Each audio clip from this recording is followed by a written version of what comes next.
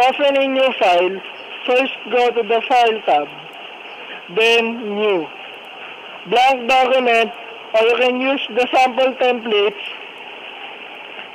that is downloaded in the office.com. Click on the blank document, then create to open a new file. To open a saved file, just go to the File tab again, and then click on the Recent or Open, and select the file you are looking for. Click Open. Recent contains saved and open files, while Open contains saved file and folders.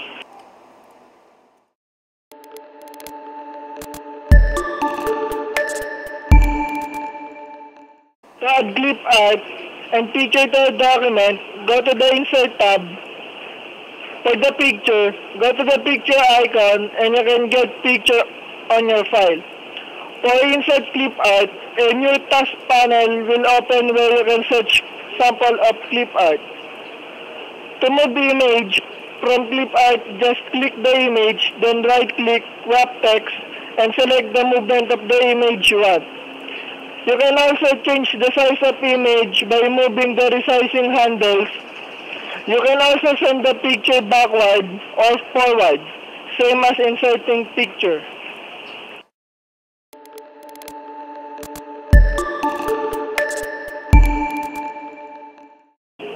To insert table, go to Insert tab, the table, then move your mouse pointer to the numbers of column and rows you want.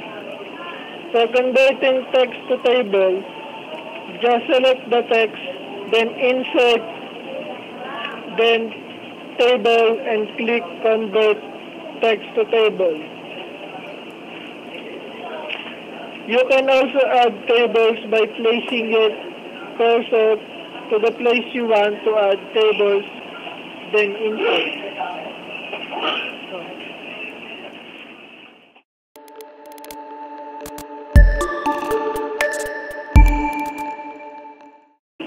To remove background in the picture, click the picture, then go to Format tab, then Remove Background button.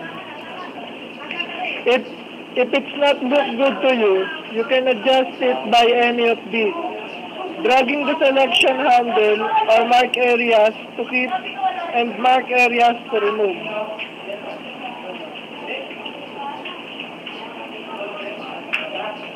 Then when it's done, click Keep Changes.